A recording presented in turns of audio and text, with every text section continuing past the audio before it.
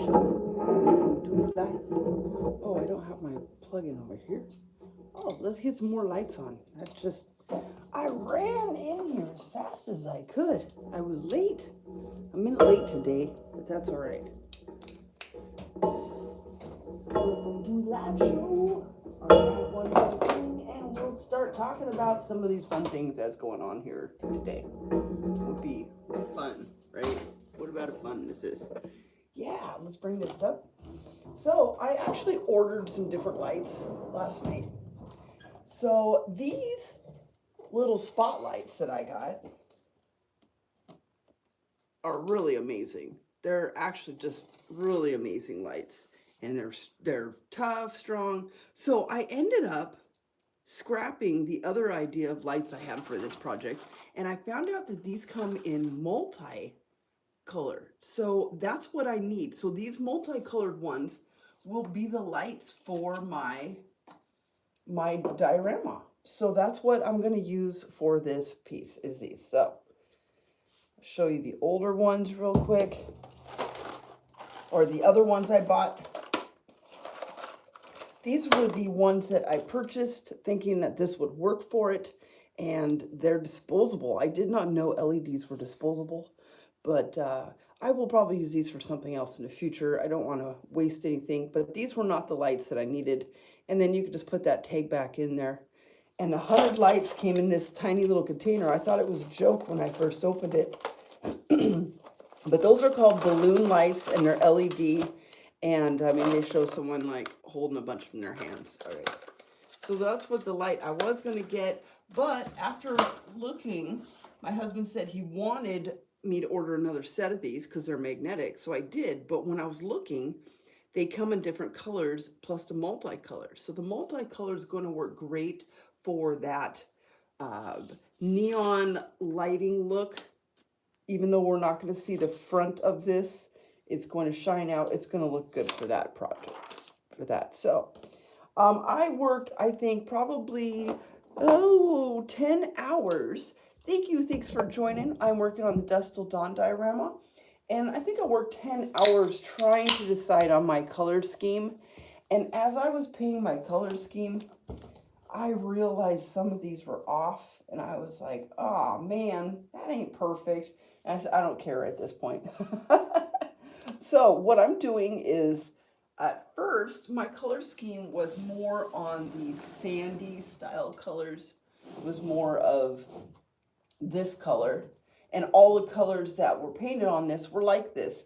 Well, as you can see, everything is a little bit not as red. It's like this.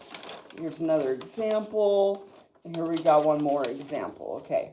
So I'm going to just go ahead and do this, I decided.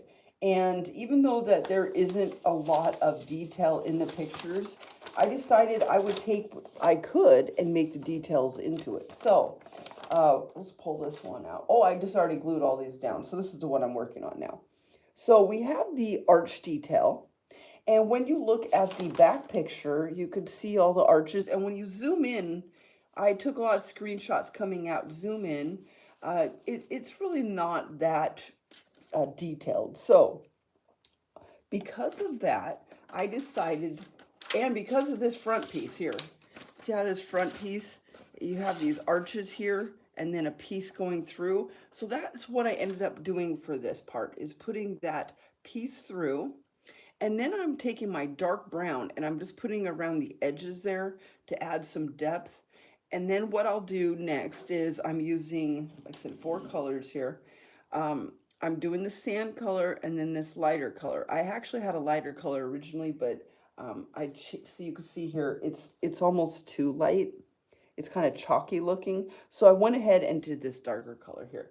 And then the last thing I've been doing is I got my Micron pen out and I'm just outlining the arches and then this area here. Now there was some loops here. I can't quite mimic that. So instead I did the dots. So I don't know if you can see, we'll zoom in real quick and you can see some of the like dot work there. I guess that's very difficult. Boom, there we go. So there's some dots.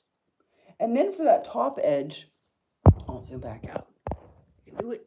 For that top edge, what I'm doing is just take here and I just kind of literally just write Mexico, but not really.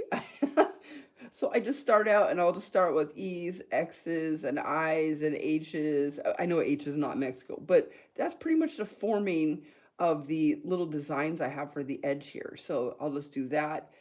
Maybe I'll write disheveled or all kinds of random, but it's more just the lines to look like that top edge. And the only reason I am doing that is because of this picture here. You can see here we got this little designs and this little design. So that is why I'm mimicking it that way. Also, what else is going on?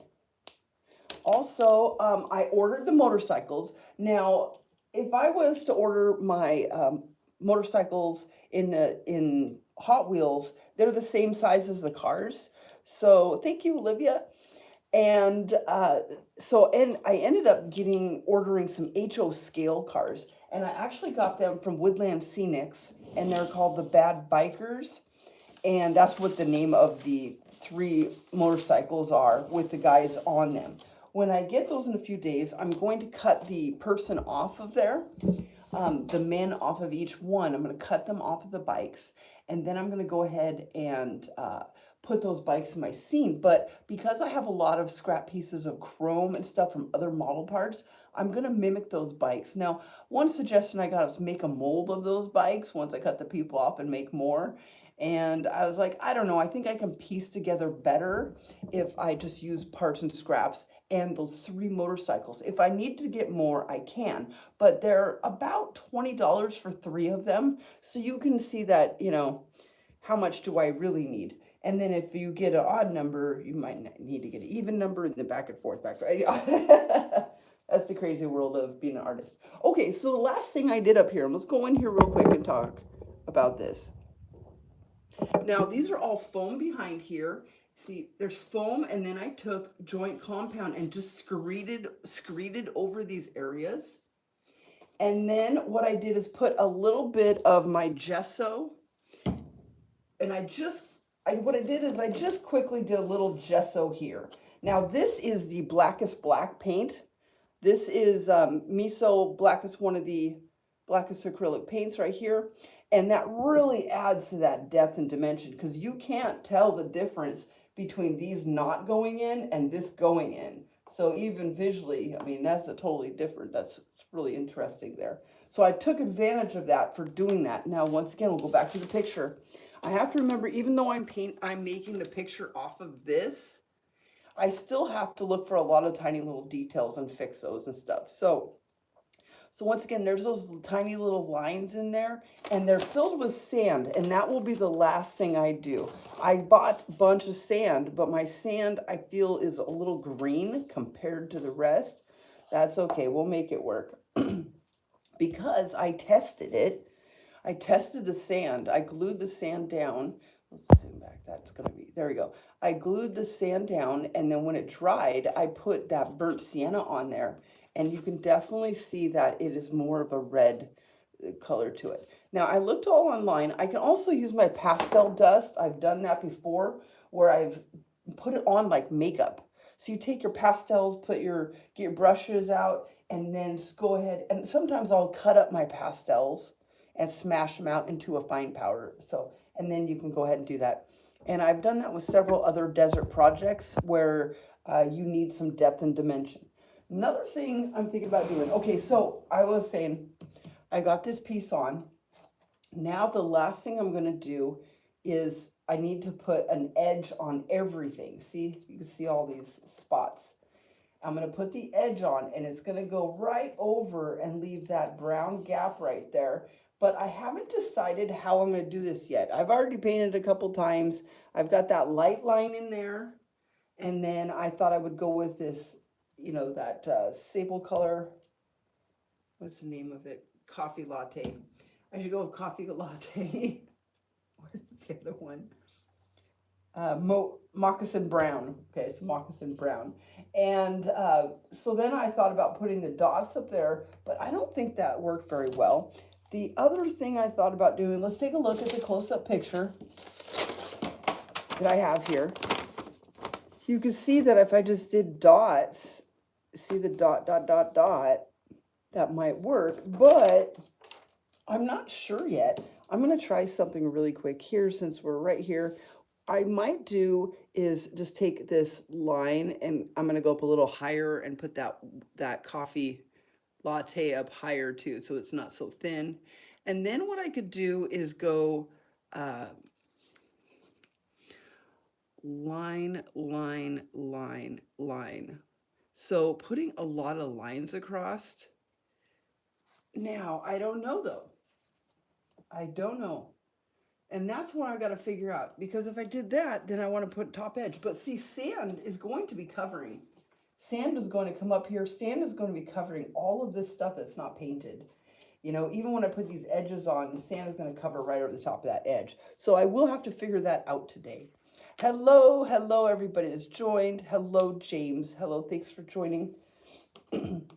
So that's what I do. So the next other thing I'm going to do after I finish this section is I need to decide on my cars. So these aren't the cars I'm going to use for in here. These are the vehicles I'm going to use for the top. And I did a video and I talked about how I made this look older. I didn't do the front. I just did the sides for the video to show how you get the grime and the age on there using several paints. So I'm going to get out some other things.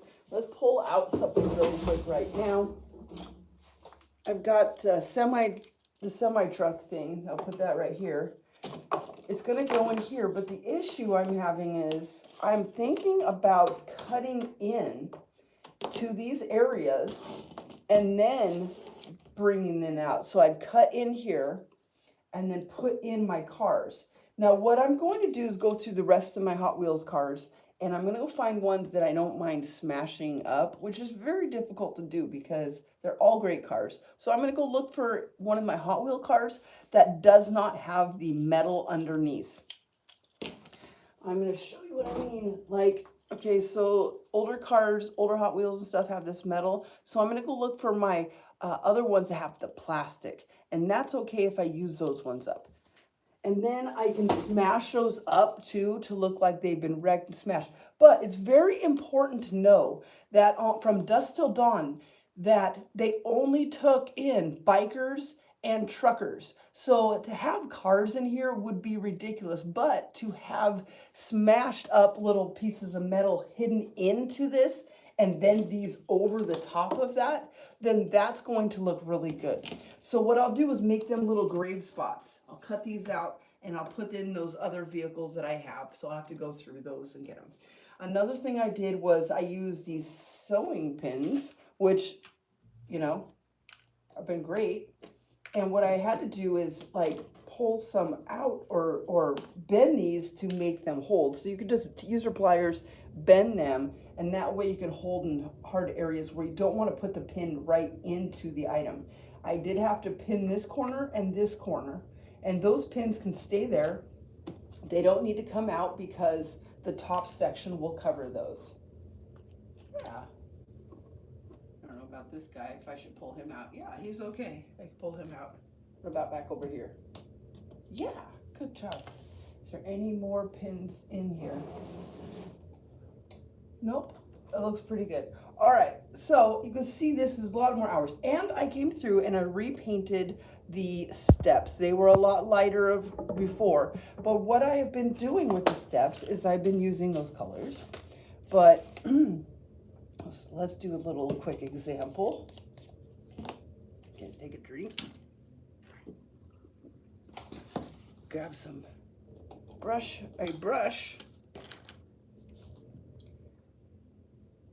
And so what I'm going to do is fix these edges here and just get them all in. But what I will do when this is done is I'm going to fleck this light color over back and forth like a zigzag. Oops, I guess I'm too far away. There we go. Let's see if we zoom in, it makes a difference.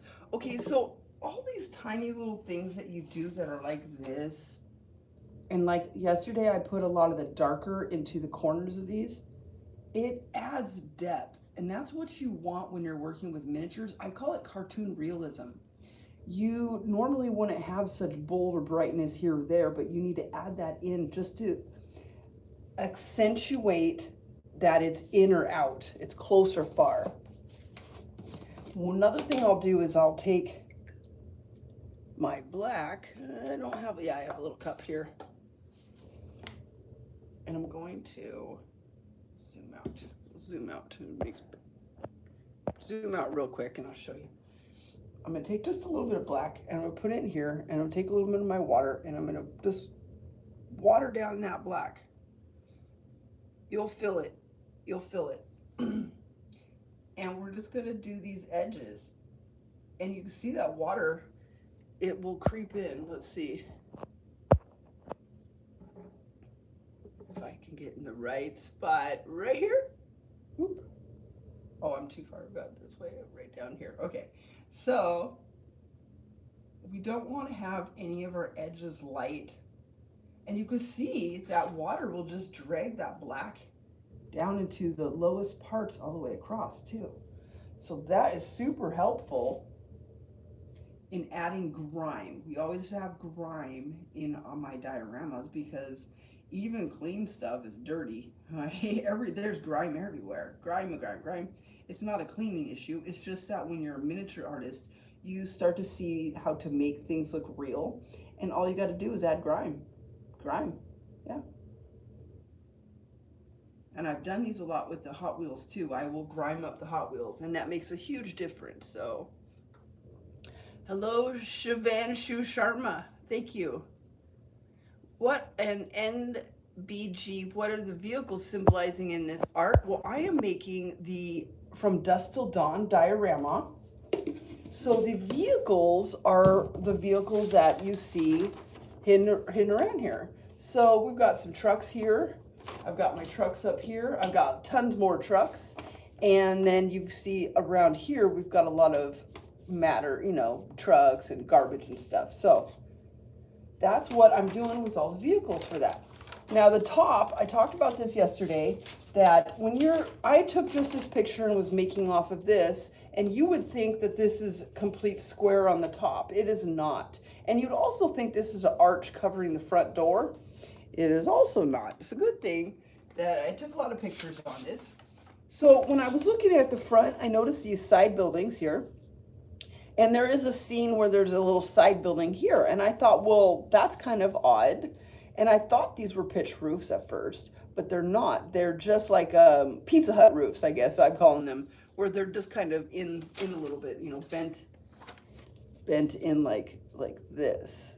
See, so knowing that and looking that, I looked at this picture and I said, well, it looks like a box again. So I went back with my screenshots and I took a really good look. And this is the side building and this is the other section of the second side building, but they're not. It's just because whoever arted these didn't really pay attention to all of the stuff. So yeah, you know, so I mean, what I've noticed is sometimes they have more than one artist working on something and they're just giving this basis and they don't know what's going on from A to B. So I think that's really what happened. So what we have is this main taller area at the top in the front, which is the front of the bar. Okay, that is a kind of, we're thinking that's a little square. And then this bigger section, it goes all the way across the back, okay? So what I have to do now is make this front section separate from this back section. And this actually is like a meteor hit this. In the artist world, it's like a meteor took a chunk out right here. And you can see in other pictures too. So this is not a front entrance. It's just that that's how everything is around. And you're hiding your air conditioning units in there. No, I was just joking, but but literally you could, you know. So yeah. And then also I've talked about how they don't have miniature lights or miniature LEDs yet. I've had to wait 10 years for them to develop mini TVs before I made one art project. So you could see like having to wait for certain things. So I decided that I'm just going to go ahead and paint this daytime look. But at nighttime, this is lit up really well. Really great neon lights around it. And I said to myself, how could I mimic that if I wanted to? I'm not going to, because this diorama is made to set on a wall. This is part of my on the wall series of dioramas. So this will go up on the wall, and it's more of a maximalist design. And what will happen is we will have that motorhome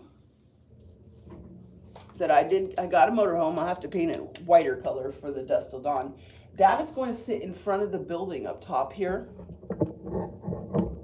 And so that will be facing the wall. But with the lights that I ordered the multicolored lights for this, that I'm going to set them up there. They will point on to the motorhome, and it'll light up the wall in multicolors, because I just ordered these in multicolor. So that is going to look really representative of the light coming off of here. Now there's a couple other things I should think about, but I don't think they're going to be applicable. Today I cannot say that word. Tomorrow I will. But maybe like, oh, here for example, you see the shoes hanging off the power line. When you're looking at the picture of, when you're looking at the last scene, Juliette Lewis is like standing right over here, and George Clooney is driving off, and you're watching them drive off. There's power lines going all the way down in the straight line. So I could put one power line here with the line and a pair of tiny shoes. I'd have to make them out of clay or something. So that's just an example of how much farther you could go in detail. Now, I do make a lot of my dioramas in the same scale, which is 1/60. And that is pretty much because Hot Wheels go all over scale. They go from like, I mean, I'm just going to say like 1/64 to 1/56. They say they're supposed to be, I think, 1/56 scale. But reality is they are all different scales. I mean,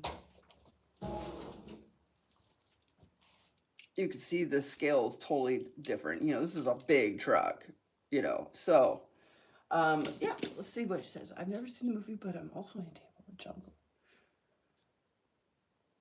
Oh, cool, cool. That's awesome. I'm glad you're making something.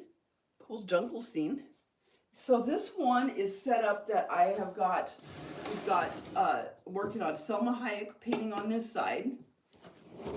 And I'm working on the Juliette Lewis painting on this side. And they're just blocked in right now. They have a lot more work to do. Now the back, I still have a lot to do.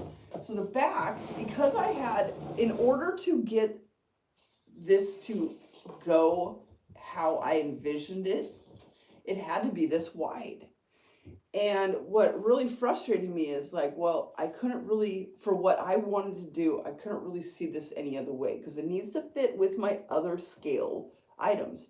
So I ended up putting a back piece in here, and it's a hideaway. It's a good size space. It's like a, you know, quite a bit of deep. So you can hang this on your wall, have a hidden little spot in the back. I don't know why, but you know, sometimes I'll do that with my art, make it a little bit more functional than just form. So that is what's going on with this. My dog is always confused, like, who are you talking to? Right. Last thing I have to do is really decide on the top here. I did this and then I messed up, so I have to redo it again. It's a good thing I didn't cut out a bunch of stuff first, but all of this is a soda pop cardstock. This is called cardstock. And when I'm using this, I always make sure that you sand the cardstock to whatever you glue, because if it doesn't, it will pop off. It will literally just pop right off. So sand, just gently sand it. And what I do in my miniature world is I keep these sanding blocks. This is like maybe 80 grit, and this is 400 grit. And my mom gave me this, and I was like, what do I do with it? So I spray glued the sandpaper on there, and it'll pull right off when I need to replace it. So I have these right by me so I can sand as I go anything I need. The cardstock, the balsa wood, which I often use balsa wood for these projects. And I almost did balsa wood on this, but balsa wood can really warp. And unlike the cardboard where I can bend it back into shape, the balsa wood needs a lot more pressure. So I decided I would not use the balsa wood. which is what I usually do. So yeah, so a lot of little things going on and getting it all in there. And then when this is all done, I'll put that sand on there. So I still have to cut out some areas and other things. So let's go over, take a look really quick at, I'll tell you really quick about the suitcase. Is 2 seconds. Let me go grab the train information. I'll show you.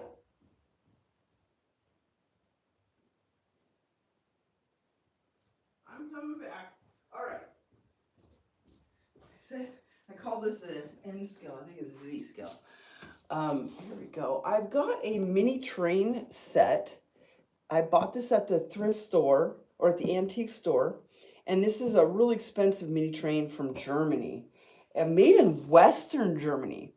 Now this company is still around. One of their trains costs $350.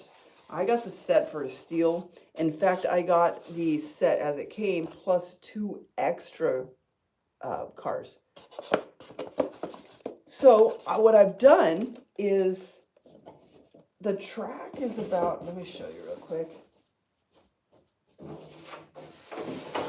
The track, when you put it together, is inside this piece of paper. So the track is this big, just an oval. So I went to the local antique store and I looked for suitcases. And this one was perfect for my project. It actually has this little, let me see if I can bring the camera closer to me or not.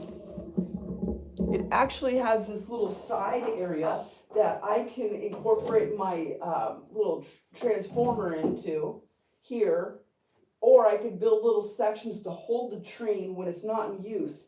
And then I can close this up and carry it. Everything will be nicely formed in there. In fact, I can make little formed areas to put the trains in so they don't shake or anything. And here I'm believing I'm going to paint this like a sky or a scenery in the back. I don't know exactly what yet. So that's just that idea there. And sometimes you just wait for the ideas to come forward, and then you know, sometimes I'll wait. Like I said, I've waited 10 years for an item to be available so that I could make that happen.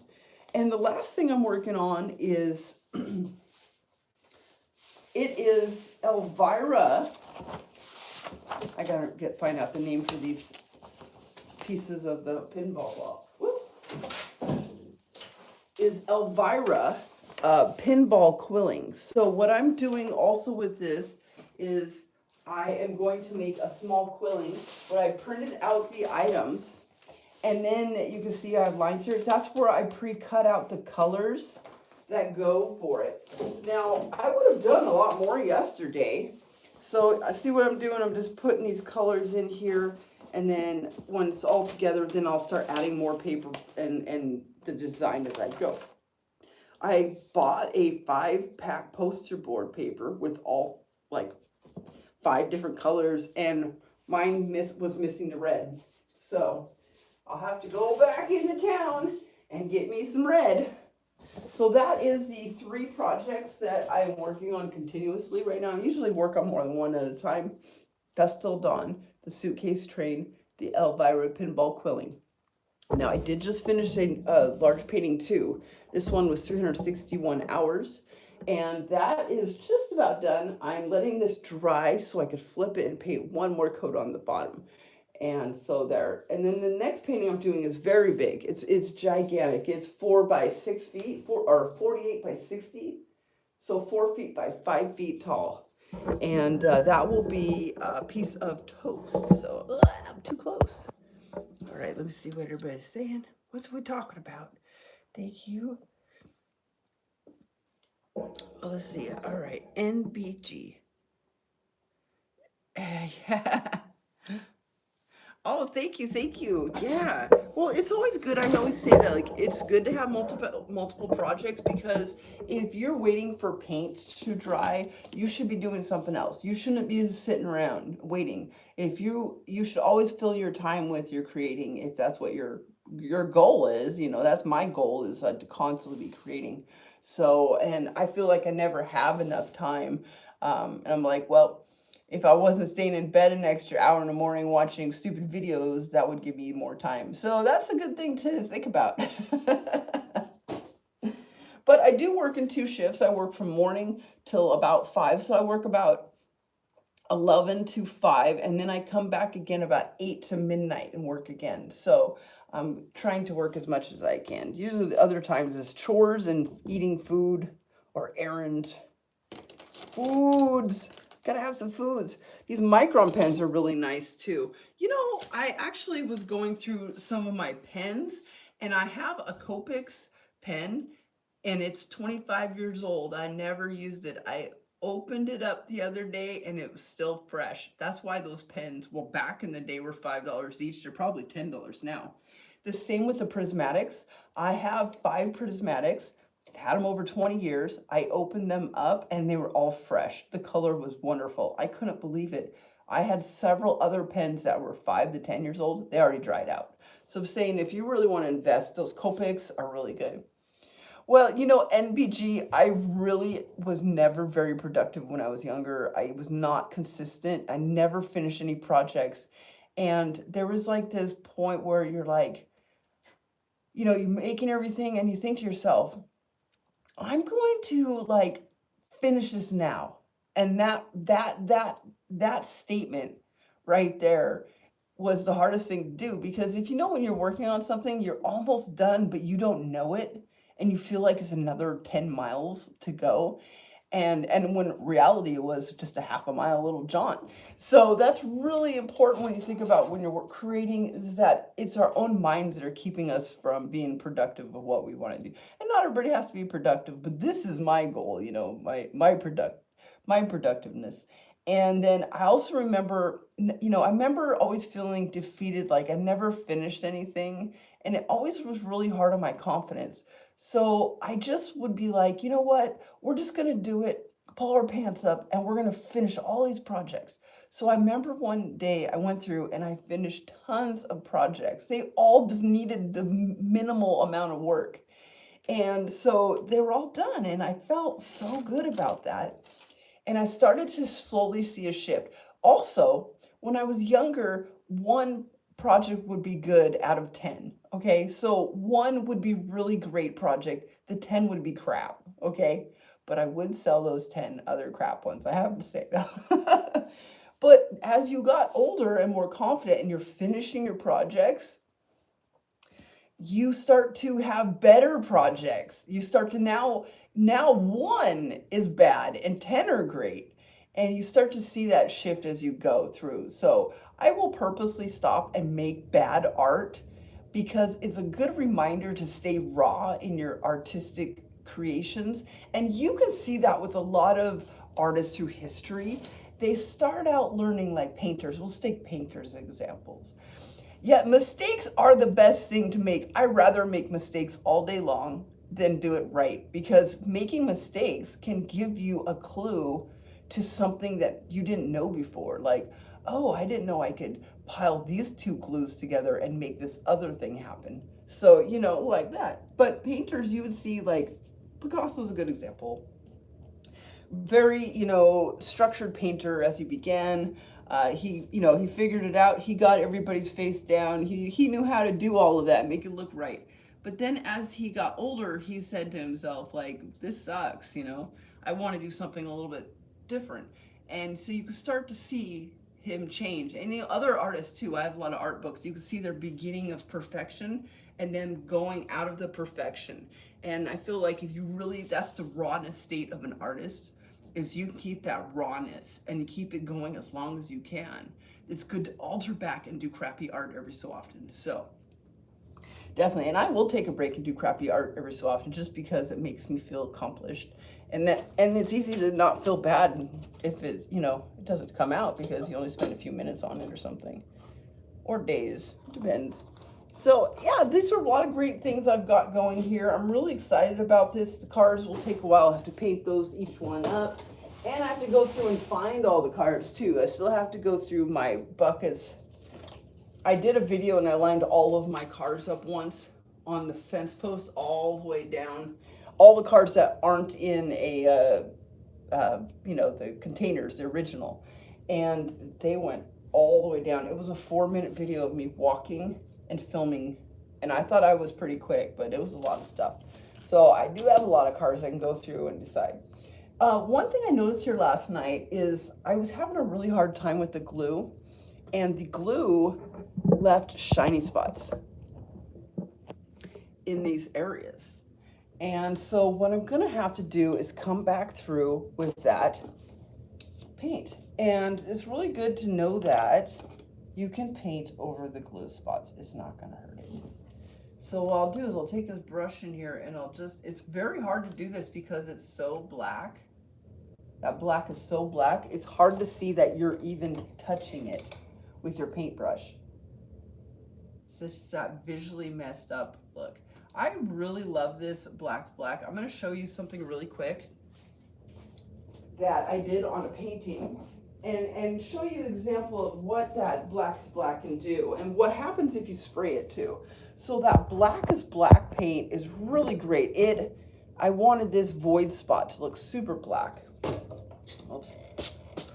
And so I used that blackest black paint and it was great. It was awesome until, of course, until I sprayed it with sealer.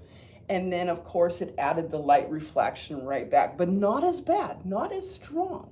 So this isn't near as black as this part. If you're at my house looking, you would see that this is much more blacker. But when you spray it, it takes that blackest black away. It's still pretty black though, but it'll suck it away a little bit. So it adds that shine because of the sheen of the sealer. So that is one example of the blackest black and one of the little issues that you might have, especially if you want to seal the blackest black. And I also think if you put many layers on, you will get better results. 1 layer, 2 layers, maybe 3 or 4. All right, let's see here. I'm gonna do a little bit more right here. Check my timer, 37 minutes. I'm trying to do an hour, but man, I get really, it's hard. It's hard. I don't have a script. I'm just going for it. And I don't have to do a lot. It's just that those couple areas, when I was putting the glue on, it got messy on this. And I tried to use a wet brush to wipe it off, and that did not work at all. Not at all. All right, so here's the photos I'm using, by the way, for Selma Hayek here. Here we go. I actually freehand painted her on here, and it was not doing well. And you know, I've not had problems freehand painting, but this one was a pitch. Sorry.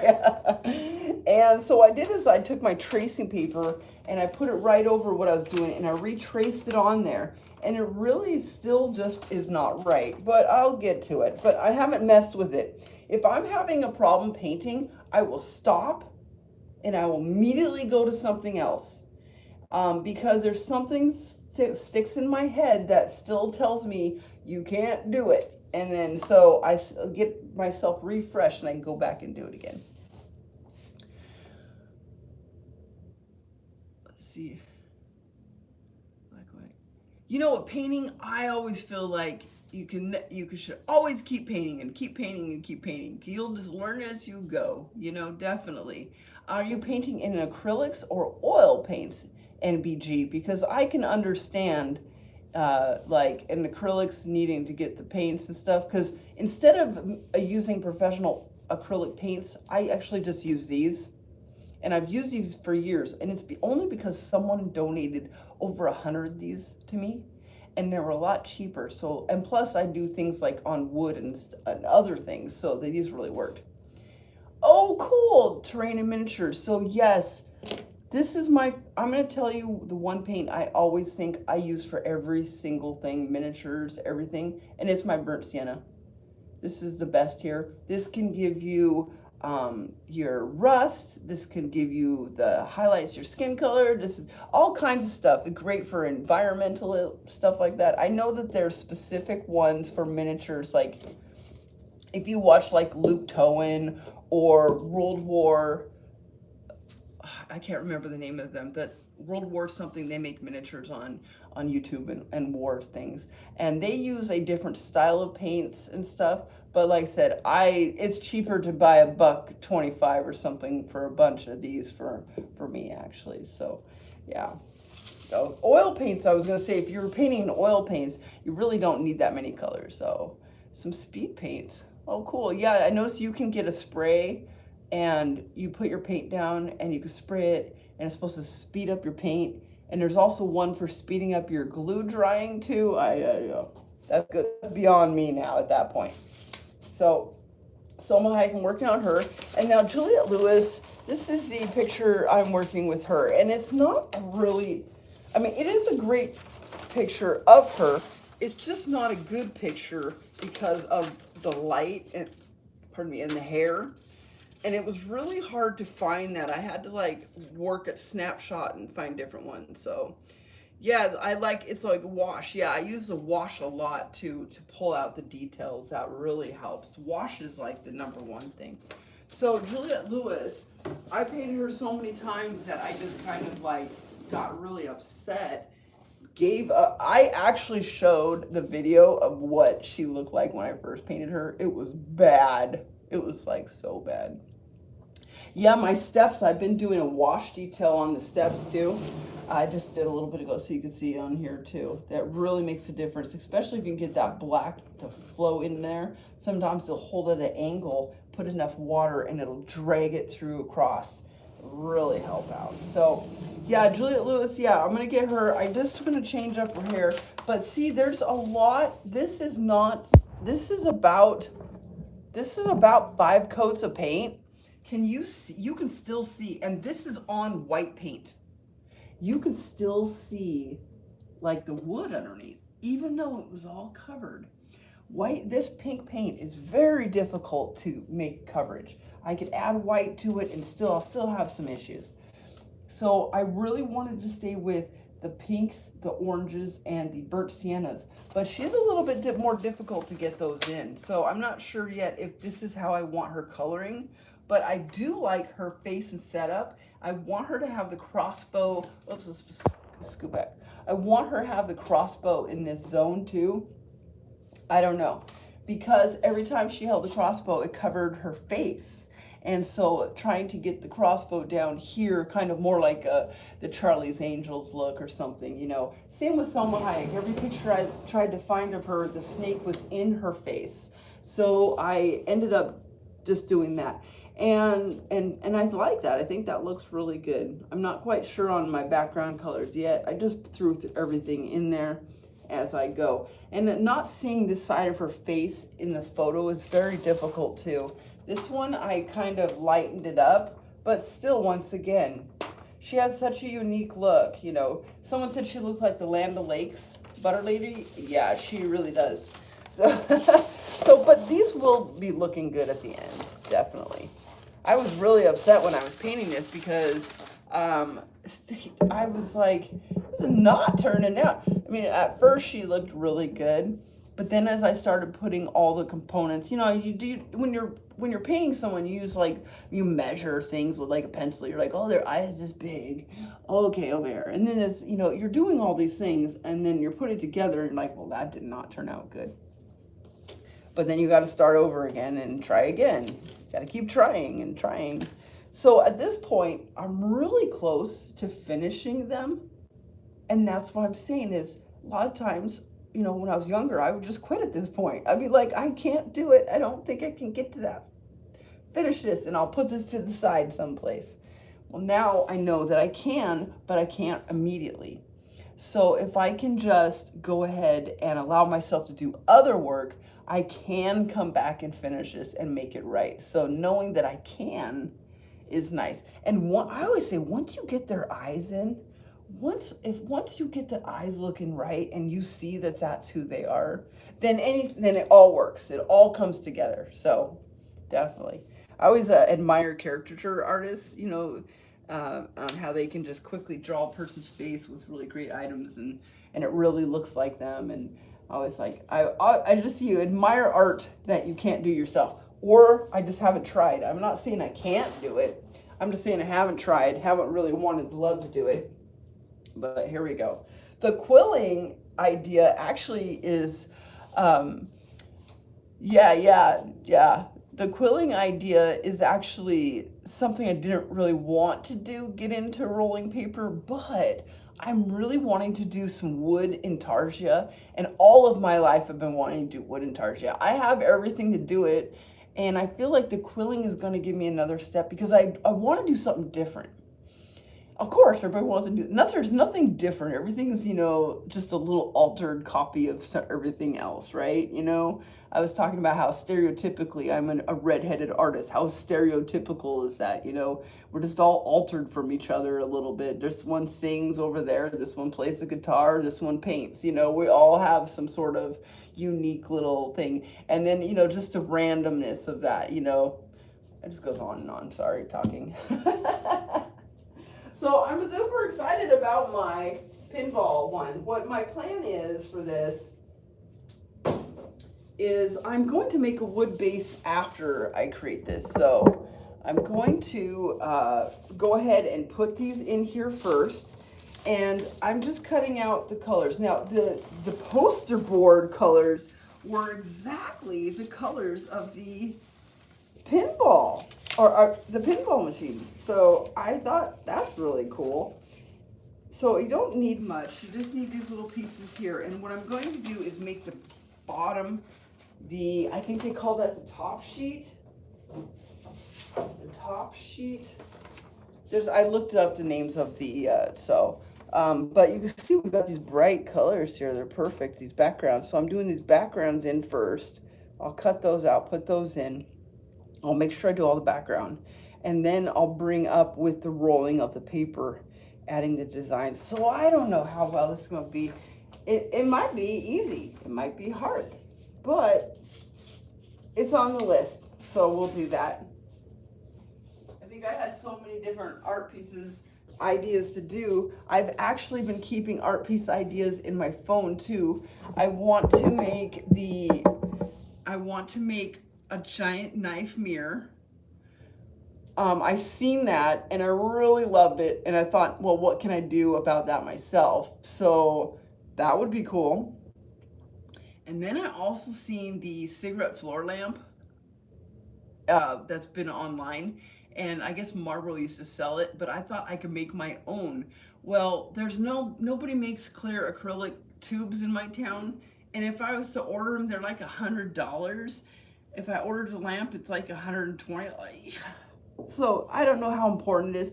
As a recycled artist, I would hunt that down when I lived in a larger city, like the Seattle area. I'd just hunt that tube down. I could find it. I'd Craigslist it. I'd find it there. I would never order it brand new.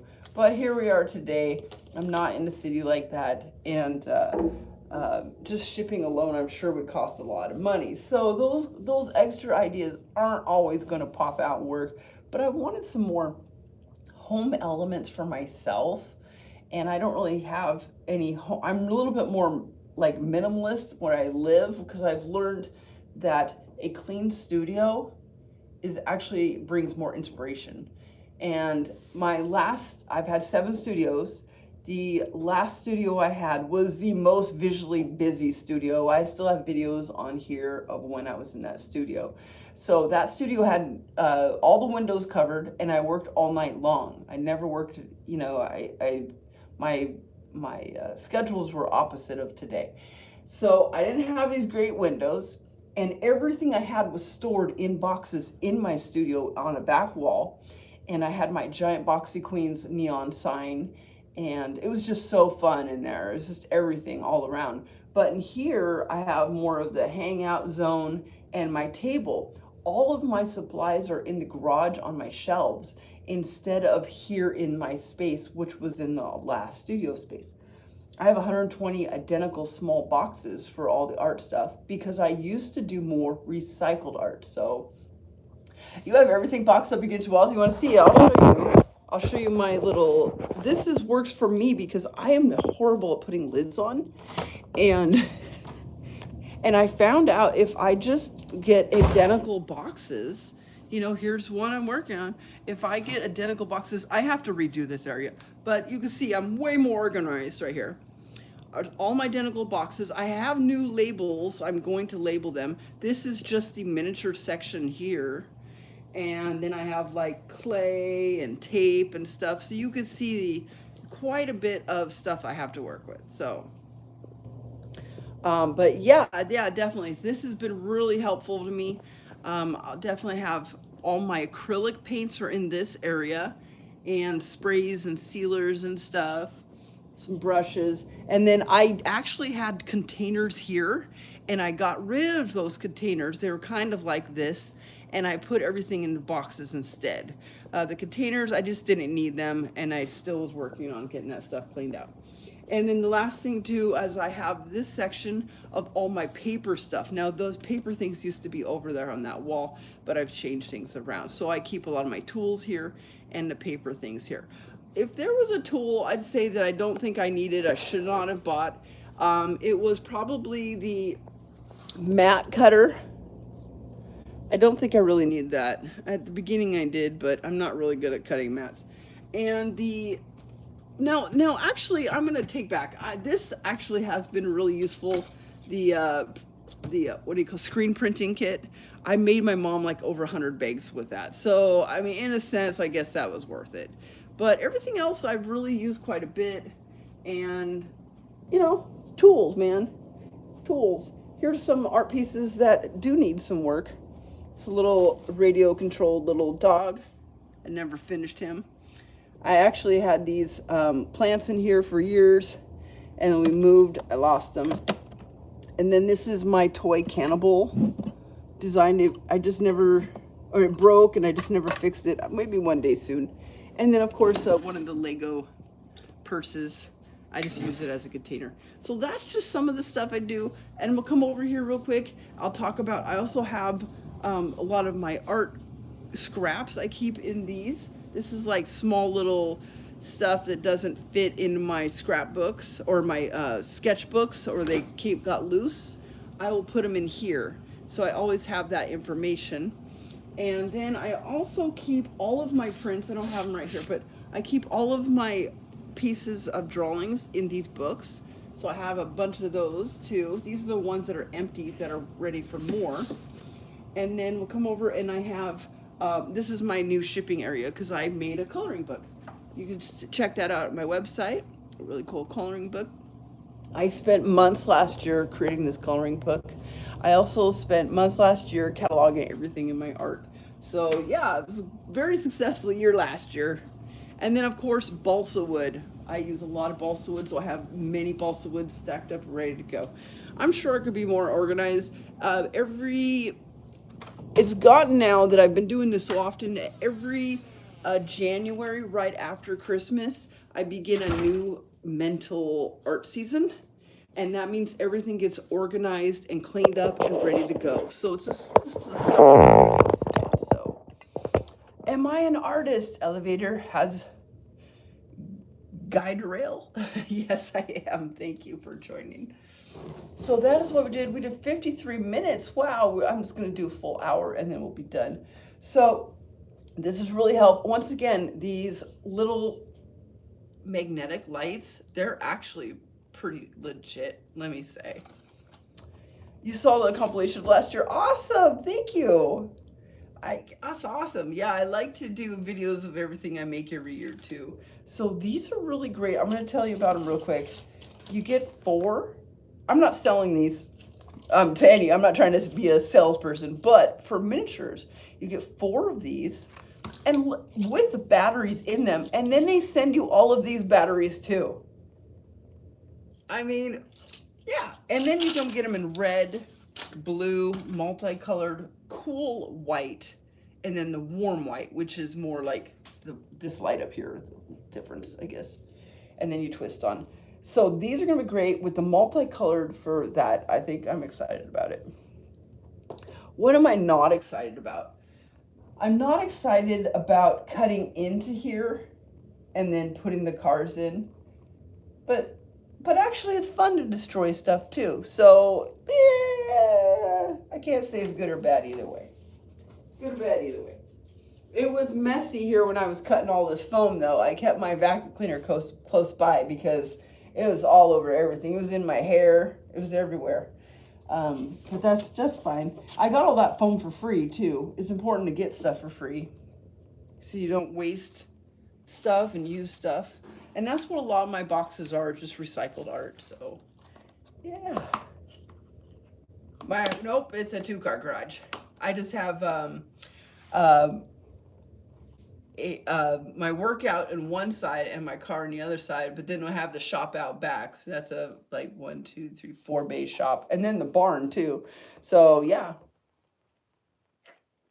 Oh, I know, with the workout machine stuff in there.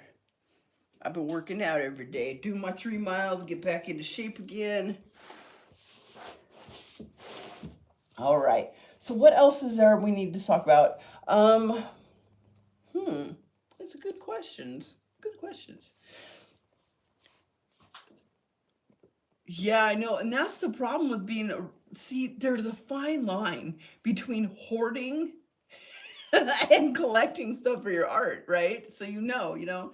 So what I always have, I have an end table. So when you come into the garage, there's a table right there. I have boxes. I keep boxes for I'll keep a few boxes around, so each art project I'm working on, I'll put in a box. That way it's easy cleanup, and if someone's coming over, I can just move it away like that. You know, just put it away, and clean up everything really quick. So I have everything. I come in, I put the stuff at the table, and then I'll go through and organize and find out what container that goes in. And then if I feel like I have too much stuff, then if it's garbage, then it's just garbage. But if it's something good, you know, I always say when I get it, it can be art now. It doesn't matter what it is. It's now art. It doesn't matter if it's some antique from back in the day. When it ends in my hands, it's all over with. This is the random thing I bought last week at the antique store because of how crazy it is. I don't usually buy a lot of stuff anymore, but sometimes you see something that is so crazy. Now there is a little thing that comes up top here. I think it's like a tree-like thing. I don't know. It's hard to Google and find anything about these, but I did find a little bit. And then you wind it up and then he goes for it. He goes across the room. But isn't that crazy? This little thing here, it moves, and so this little thing on the top twirls around. So what I could do is make something myself, put it on there, and then add to that design. I think that's really cool. That's one of the crazy little things that I got. I mean, what do you think that means? Like, is there something about geese that I don't know? Geese and dogs? I don't know. I was watching Wonder Chosen the other day. I don't know if you know what Wonder Chosen is. It's an adult cartoon. It's not meant for children. It's a series. It's a puppet show for adults. And I think it's so funny. The songs that they sing in there, I just keep wanting to sing them. Like that was right there. The dog and the geese going, "Buck Wild." So. All right, we did it. We got 1 minute left. Yay! You know, it's really hard doing these lives, especially on YouTube. I did them for years on TikTok at midnight, and I had quite a bit of following. It was a lot of fun. But my schedule's changed. At midnight now, I'm really tired. I don't want to do lives at midnight. So I'm trying to do a live in the day, right when I first start my work day and get everything done. The first half of my day, like I said, I worked up till about 5. I try not to sit down. I try to do all the stuff that I need to do that's more standing, get prepared. Because in nighttime, then I can turn a movie on and then really focus on all this painting. Because the daytime is just too distracting. There's too much stuff going on out there, you know? I thought I seen a UFO the other night over the hill there. This would be my second weird UFO sighting. But I couldn't tell. It was on the hill over there. And it looked like an orange light with a tiny little orange light. And it just came up And sometimes it was really bright, almost like they were shining at me particularly. That's how bright the light was. And then other times it would just fizzle out. And then it would go up higher, higher. And it was windy that day, and I'm using the post to watch it to see where it's going. Is it going up or down? We'll see the same area. You can watch planes come in all the time. But this was not a plane. So I decided that what I think it was some sort of lantern. And it was going up, and when it got to a certain point, it would just snuff out or burned out completely. So that's what I kind of think it was some sort of like lamp. But I have seen lighted lamps, they flow, and it was windy. But I'm going to say that's what it was, because I don't know what else it could have been. But I seen it twice that night. It was very unusual. Now over at the other side of the hill over here, the hills over here is a firing range. And sometimes you can see flares on those hills too. So, well, we did it. Thanks for watching, you guys. Have a great one. Bye. It was 1 hour.